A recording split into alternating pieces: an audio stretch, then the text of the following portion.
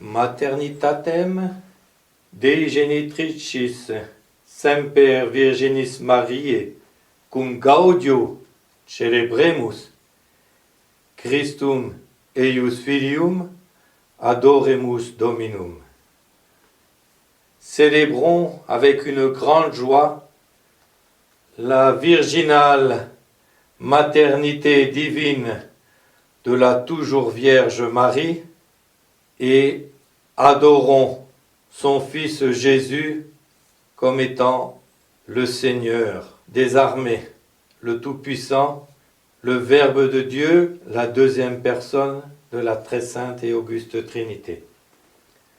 Au nom du Père et du Fils et du Saint-Esprit, ainsi soit-il.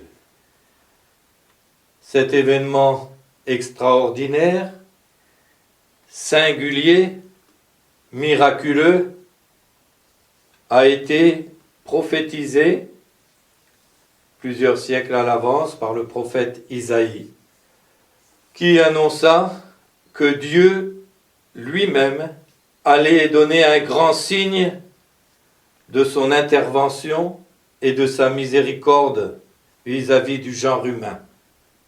Et quel allait être ce grand signe? Qu'une vierge allait concevoir et enfanter.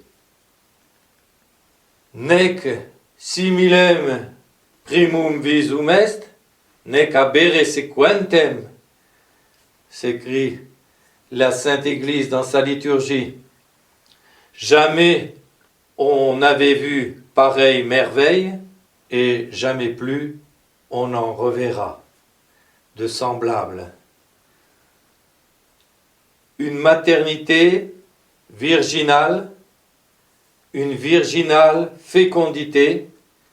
En effet, il n'y en a pas deux dans l'histoire humaine, il n'y en a qu'une, elle est singulière, elle est unique, c'est celle de la bienheureuse Vierge Marie, Mère de Dieu. Et en effet, ce signe extraordinaire, déjà sublime en lui-même, était précisément un signe, n'était que un signe d'une réalité encore supérieure, encore plus sublime. Et c'est ce que nous fait comprendre aussitôt au chapitre 7, verset 14, toujours au même endroit, le prophète Isaïe. Dieu lui-même vous donnera un signe, une vierge engendrera et enfantera, et à celui qu'elle engendrera, on donnera le nom d'Emmanuel, c'est-à-dire de Dieu parmi nous. Et pour mieux marquer la chose,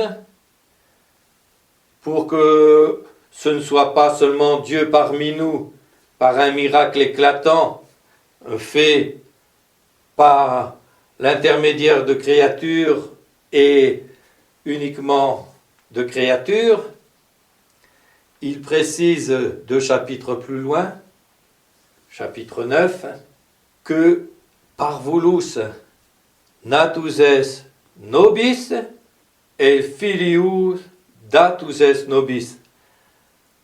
Un tout petit enfant est né pour nous, un fils nous a été donné. Mais donné par qui? Eh bien, les noms qui vont suivre vont le dire, et il aura pour nom Dieu, fort, Père du siècle futur, ange du grand conseil. Celui donc que la très sainte Vierge Marie a mis ainsi par l'intervention toute puissante du Saint-Esprit au monde, et Dieu lui-même, Emmanuel, Dieu parmi nous. Et c'est en ce sens-là, et en ce sens-là seulement, qu'elle est la mère de Dieu. Elle n'est pas la mère de Dieu en sa nature divine, Elle n'est pas la mère de la très sainte Trinité. Dieu est éternel, il a toujours été. La très sainte Vierge Marie est une simple créature. Elle est née dans le temps. Elle n'a pas toujours existé, si ce n'est, bien sûr, dans la pensée créatrice de Dieu, qui, dès le moment où il a voulu créer le monde, pensait déjà à celui qui allait en être le soleil de justice, notre Seigneur Jésus-Christ, et à celle qui allait l'introduire dignement en ce monde, à savoir la très sainte Vierge Marie. Elle n'est donc pas la mère de la nature divine de notre Seigneur, mais elle est la mère de sa nature humaine. Elle est la mère de la nature humaine du Verbe de Dieu, de la deuxième personne de la très sainte Trinité. Et cette réalité et cette appellation aident à mieux comprendre le mystère de l'incarnation.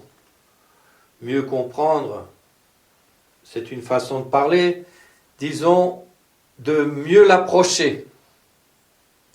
En effet, Dieu le Fils, Dieu la deuxième personne de la très sainte Trinité, Dieu le Verbe, s'est donc incarné, a pris chair en la très sainte Vierge Marie, s'est fait homme, tout en restant ce qu'il est, Dieu. Il a donc assumé une nature humaine. Cette nature humaine est une véritable nature humaine, c'est-à-dire que notre Seigneur Jésus-Christ a une véritable intelligence humaine, une véritable volonté humaine, une véritable âme humaine, un véritable corps humain, mais ce qui fait qu'il n'est qu'un avec le Verbe de Dieu, c'est qu'il n'a pas de personnalité humaine. La personnalité de notre Seigneur Jésus-Christ, c'est la deuxième personne de la très sainte Trinité. C'est vraiment la personne de la très sainte Trinité qui est devenue homme, et cette nature humaine est celle de la deuxième personne de la très sainte Trinité. Elle est donc à la fois humaine par sa nature et divine par sa personnalité. Et c'est en ce sens-là que, puisque Notre-Dame a engendré virginalement et enfanté virginalement en la nature humaine la personne du Verbe de Dieu, qu'elle a enfanté Dieu, le Fils, Dieu le Verbe, en cette nature humaine, par la puissante intervention miraculeuse du Saint-Esprit. Et comme le souligne le pape Saint Léon, et comme l'ont dit toutes les générations chrétiennes, Virgo concepit, Virgo peperit, Virgo permanserit. C'est, comme l'avait annoncé le prophète Isaïe, une vierge qui a conçu, une vierge qui a enfanté et qui est restée toujours vierge. Avant, pendant la gestation et après. Et ceci par un autre miracle, puisqu'on peut dire que la très sainte Vierge Marie est vierge au sens le plus absolu que l'entendaient les anciens, c'est-à-dire que jamais ses chairs ne se sont déchirées, et que l'enfant est sorti à travers des chairs de la Vierge sans les ouvrir, de la même façon qu'ensuite il entrera toute porte fermée dans le cénacle, alors que les apôtres avaient tout bouclé, portes et fenêtres, et il apparaîtra au milieu d'eux, et de la même façon qu'il sortira du tombeau encore scellé avec les gardes devant, sans briser le sceau que les grands prêtres avaient mis sur la pierre. Et c'est seulement après sa sortie que l'ange viendra et roulera la pierre. Voilà donc ce grand et sublime mystère de la virginale maternité divine de la très sainte Vierge Marie que nous fêtons en ce jour. Et alors, nous pouvons bien dire cum gaudio et même cum exultatione, cum magna laetitia, avec une jubilation, une grande exultation, une immense joie de fêter celle qui honore tant le genre humain, et ceci évidemment par un don tout gratuit de Dieu. Celle qui, pour être encore plus digne de celui qu'elle allait devoir engendrer et enfanter, a été gardée immaculée dans sa conception et qui n'a jamais eu le péché originel, non pas par sa propre vertu, mais par application à l'avance des mérites infinis de rédemption, de rachat, que notre Seigneur, son divin Fils, allait mériter, et par son incarnation, et par son immolation sur le bois de la croix. Cette maternité est donc pour nous une joie, puisqu'elle a engendré le Sauveur, le Rédempteur, celui qui nous a délivrés. Elle doit l'être encore d'une autre manière, car, comme le dit si bellement et si véridiquement Saint Louis-Marie Grignon de Montfort dans le traité de la vraie dévotion à la très sainte Vierge Marie, un corps n'est pas enfanté indépendamment de la tête.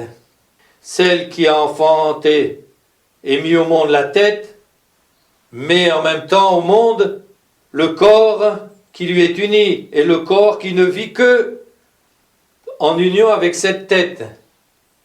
Or, notre Seigneur Jésus-Christ est notre tête, la tête du corps mystique de la Sainte Église dont nous sommes membres. Et donc, de même que, par un privilège divin, Notre-Dame, par son fiat, a mérité d'engendrer la tête, le Verbe de Dieu, elle engendre aussi le corps mystique de notre Seigneur Jésus-Christ, le corps des élus, celui qui formera et qui forme déjà, pour la plus grande part, l'Église triomphante des cieux.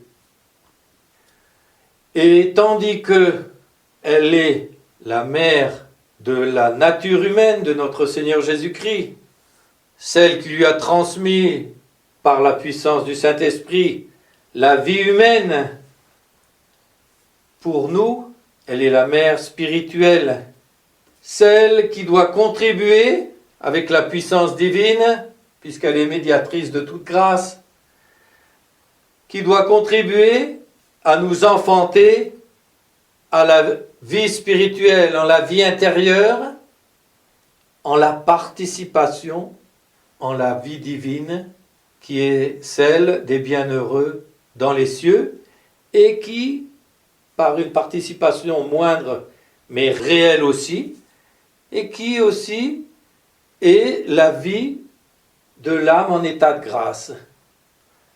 L'âme en état de grâce est elle aussi le temple du Saint-Esprit, a aussi en elle, mais d'une autre façon que la très sainte Vierge Marie, l'habitation de la très sainte Trinité. Et alors qu'au concile d'Éphèse, Nestorius essayait de jouer sur les mots pour nier la maternité divine de la très sainte Vierge Marie, comme il était pressé par les arguments des catholiques et qui ne voulaient pas se montrer trop ouvertement hérétique, alors comme on lui disait, elle est vraiment la Théotokos, elle est vraiment la mère de Dieu. Et lui ne voulait pas accepter ça, alors jouant sur les mots, il disait non, elle est simplement la Théodokos, un D au lieu d'un T, celle qui a porté Dieu, mais pas celle qui l'a enfanté. Or, comme nous l'avons montré, au contraire, elle a vraiment enfanté, non pas en la divinité, mais en la nature humaine, le Verbe même de Dieu. Elle est donc vraiment la Dei Genitrix, celle qui a engendré Dieu le Verbe en la nature humaine, et tandis que nous, en étant en état de grâce ou en recevant la Sainte Hostie, où se trouve notre Seigneur avec son corps, son sang et sa divinité, et en lequel habite toute la plénitude de la divinité, et donc toute la très sainte et auguste Trinité, à ce moment-là, ayant Dieu et la Sainte Trinité en nos âmes, en état de grâce, nous sommes des Théodokos. Nous portons Dieu en nous, comme des ciboires aussi, mais évidemment d'une façon beaucoup moins parfaite et beaucoup moins sublime que la très sainte Vierge Marie, qui, elle, a eu le privilège d'être véritablement Théotokos, vraiment mère de Dieu, et qui en plus a eu vraiment notre Seigneur, pas seulement d'une façon sacramentelle, intérieure, mystérieuse, comme nous pouvons la voir, mais physique, avec un petit embryon d'abord, et puis ensuite un tout petit enfant, dont elle a eu à s'occuper, à emmailloter, et donc dont elle a eu à faire l'éducation, puisque notre Seigneur a voulu, subditus illis, a voulu se soumettre à eux, à qui, en remplissant son rôle, on la voit aujourd'hui dans l'Évangile, lui dire « Mon fils, mais que nous avez-vous fait ? Votre père adoptif, Saint Joseph, et moi-même, dolentes querebamus, nous vous cherchions remplis de douleur, qu'est-ce que vous nous avez fait ? Filius, mon fils !» Et comme le fait remarquer Saint Bernard et les autres pères, quel ange oserait appeler ainsi le Verbe de Dieu, celui par qui le Père a tout créé, y compris les saints anges du reste. C'est lui aussi qui infuse les âmes au moment des naissances, car si, en se servant des causes secondes que sont le Père et la Mère et leur union, eh bien, il y a une part naturelle dans la nativité de chaque enfant. Il y a aussi des fausses couches et autres qui montrent que rien n'est évident non plus ainsi, et que si Dieu n'infuse pas un souffle de vie, une âme, il n'y a pas d'existence, il n'y a pas de naissance. Et donc, chaque âme est créée encore par Dieu. De même, les parents transmettent la vie, ce qui est être en quelque sorte des co-créateurs. Ils servent d'instruments directs à Dieu dans la création de ces nouveaux êtres, ce qui est une grande dignité.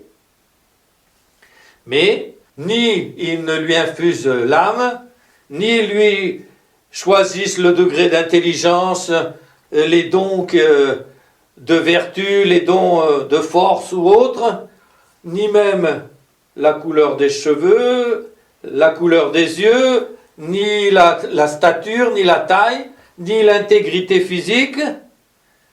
Tout ça, ce sont des dons de Dieu. La très sainte Vierge Marie est donc aussi notre mère spirituelle, celle qui doit contribuer à nous engendrer à la vie éternelle.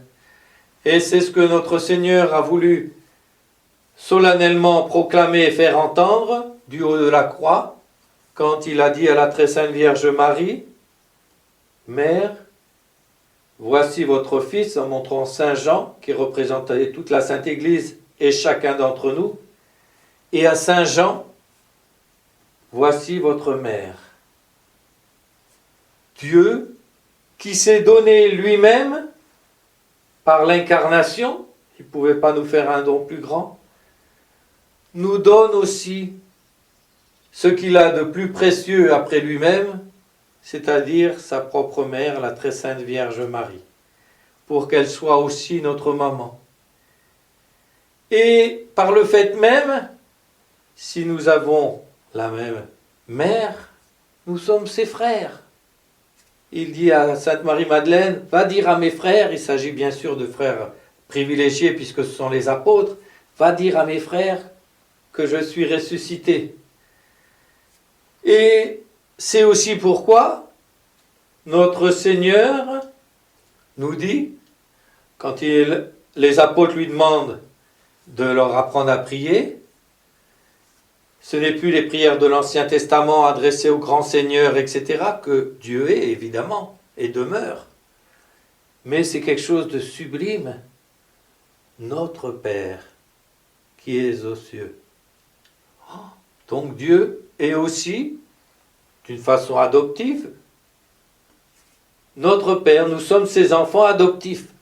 Notre Seigneur est son Fils naturel, celui qu'il a engendré en la divinité, par miracle aussi en la nature humaine, tandis que nous sommes ses enfants adoptifs en tant que baptisés, en tant que rachetés par son divin Fils, en tant qu'appelés à être les frères de notre Seigneur Jésus-Christ, les fils de la très sainte Vierge Marie, et à participer à la vie divine même durant toute l'éternité.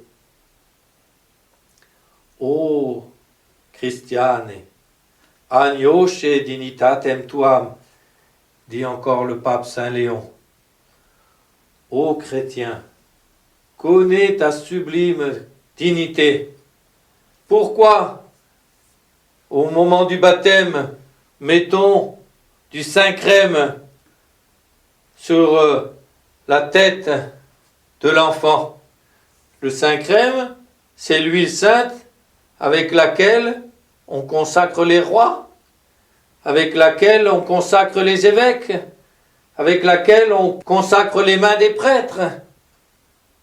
Et donc, les chrétiens sont des petits princes, des enfants adoptifs de Dieu, des fils adoptifs de la très sainte Vierge Marie.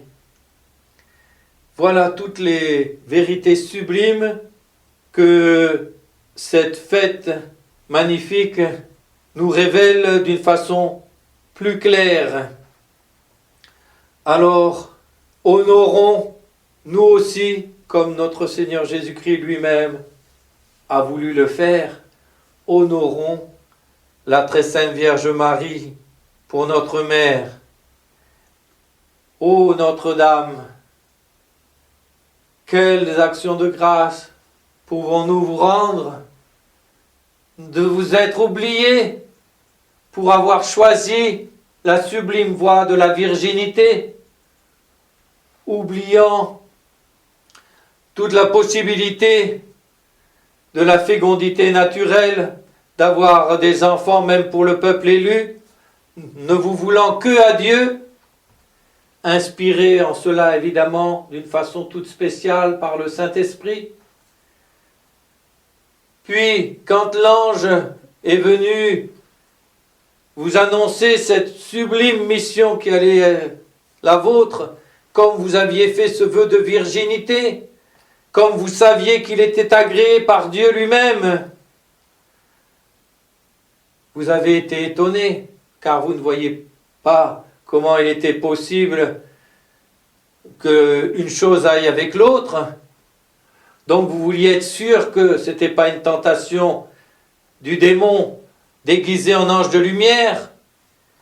Et quand vous avez eu l'assurance que l'ange venait bien de Dieu, alors sans trop comprendre ce qui allait vous arriver, voyant que c'était la volonté de Dieu et que l'amour de Dieu consiste justement à faire la volonté de Dieu, à s'unir à cette volonté de Dieu tout aimante, vous avez fait ce sublime fiat qui a été à l'origine de notre salut à tous et qui a réparé la faute de notre première mère naturelle qui était Ève.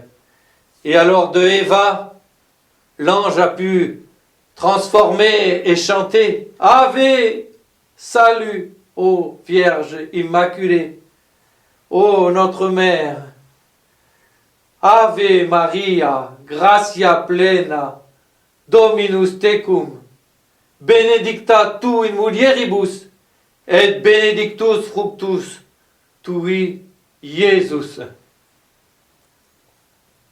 Ô Notre-Dame, daignez nous purifier intérieurement, nous rendre comme vous, toute humble, toute docile à la volonté de Dieu, à tendre vers cette union qui est notre fin et notre vrai bonheur là-haut dans les cieux, que nous disions nous aussi, comme plusieurs psaumes en leur fin, fiat, fiat,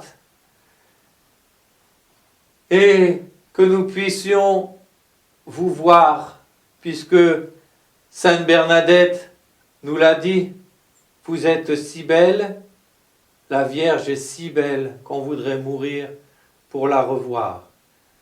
Nous irons la voir un jour, telle est notre espérance en cette vallée de larmes et d'épreuves. Nous irons vous voir un jour, ô Notre-Dame, obtenez-nous la fidélité, obtenez-nous la pureté, obtenez-nous la sanctification, obtenez-nous la charité, que nous puissions à jamais chanter avec les saints anges et les bienheureux. Laudate, laudate, laudate Maria, laudate, laudate, laudate Maria. Béni soit la très sainte Trinité de ce don ineffable. Gloria Patri et Filio et Spiritui Sancto, sicut erat in principio et nunc et semper, et in saecula saeculorum. Amen. In nomine Patris et Filii et Spiritus Sancti. Amen.